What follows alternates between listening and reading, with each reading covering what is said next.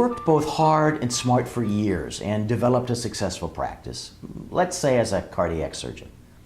Although the expense of running an office is punishing, you're actually running a true business and you've been able to make significant income.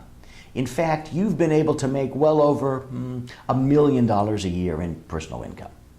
But now, the hospital approaches you and says that they're building an ACO. Won't you join with them and become an employee of their sponsored foundation or their captive medical group? The pitch is that you'll no longer have to bear the brunt of running a practice and especially of paying for those pesky administrative costs, as there is an economy of scale across the entire managed group of physicians. When it comes time to discuss compensation, you calculate, consistent with the hospital's pitch, that a share of those administrative cost savings should accrue to you. So instead of earning $1 million, it should be $1 million plus. But the hospital's shocked, or at least that's what they feign. You're told that even your $1 million is a fluke, that at the 75th percentile of fair market value compensation, pursuant to their consultant's survey, the highest level at which they'll do a deal, the most that they can pay you is in the $700,000 range.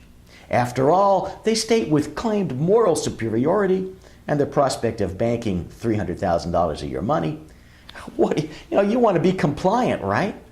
But of course, $700,000 isn't as valuable as the $1 million that you earned before. In fact, $1 million from the hospital isn't as valuable as the $1 million from your own practice.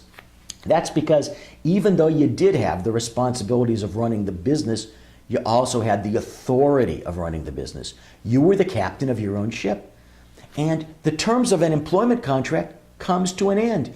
If and when that employment contract is renewed, compensation tied to so-called fair market value will, by definition, spiral down as more physicians become employees of entities which are using valuation surveys to set compensation.